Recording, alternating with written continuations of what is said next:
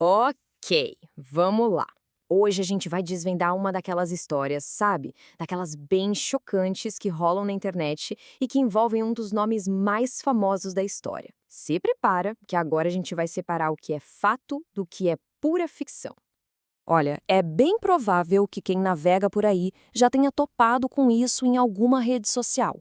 A frase é essa aí, direta, bem perturbadora e feita para chocar mesmo. A ideia de que o nome Jesus pudesse significar algo tão profano na sua origem é de cair o queixo, mas Mas e aí? Será que essa história se sustenta quando a gente olha de perto? É exatamente isso que a gente vai descobrir. Vamos seguir as pistas passo a passo para entender qual é a verdade por trás desse nome.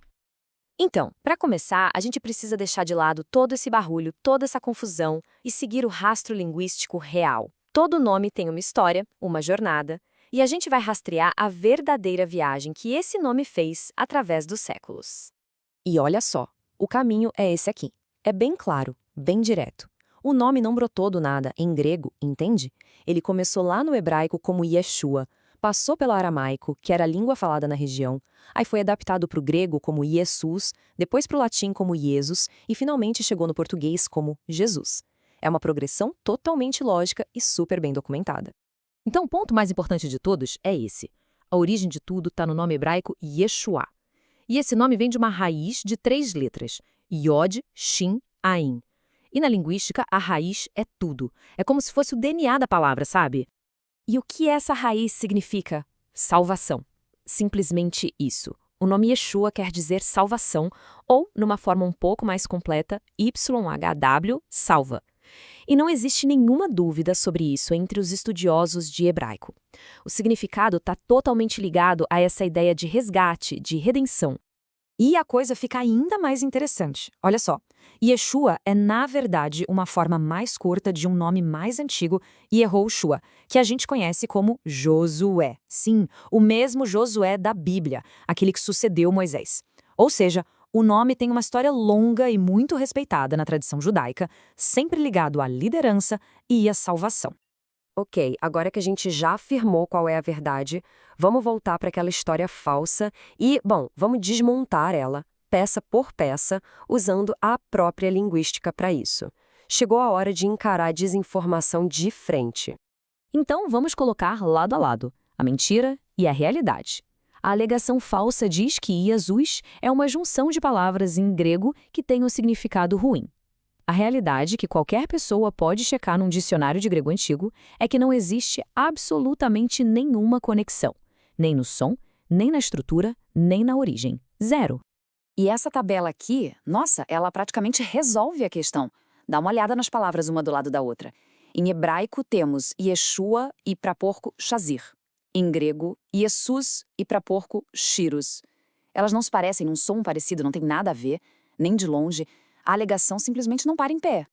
E aqui está o pulo do gato dessa mentira toda. Essa teoria da conspiração depende de uma palavra que foi inventada. Ela diz que a parte ie do nome significa porco. O problema é que essa palavra para porco, ela simplesmente não existe na língua grega. Foi criada do zero só para fazer a mentira parecer que faz algum sentido para quem não conhece o idioma. Beleza, agora vamos sair um pouco da teoria, dos livros de linguística e vamos para o mundo real.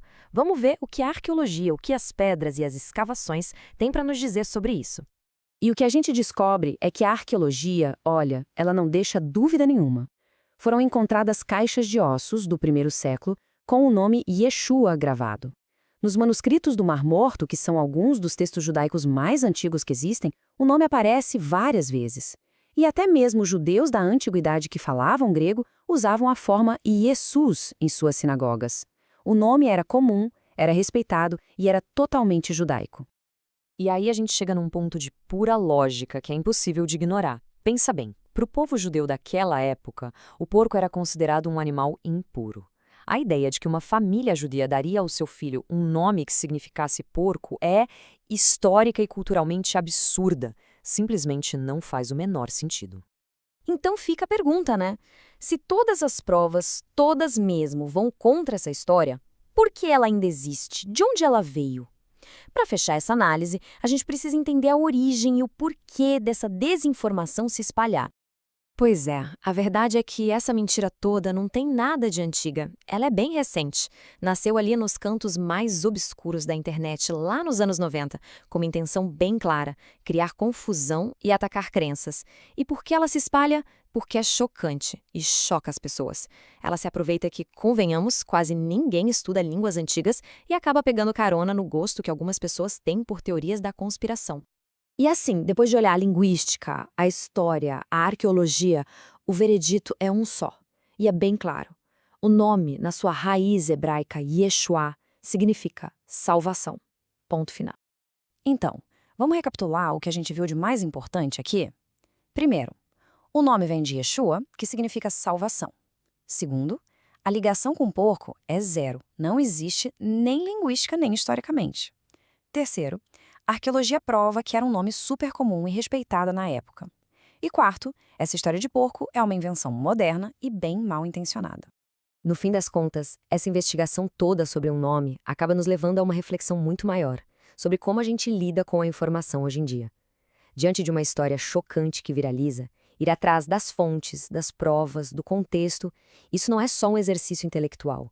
É escolha entre ser levado por uma mentira ou ser libertado pela verdade.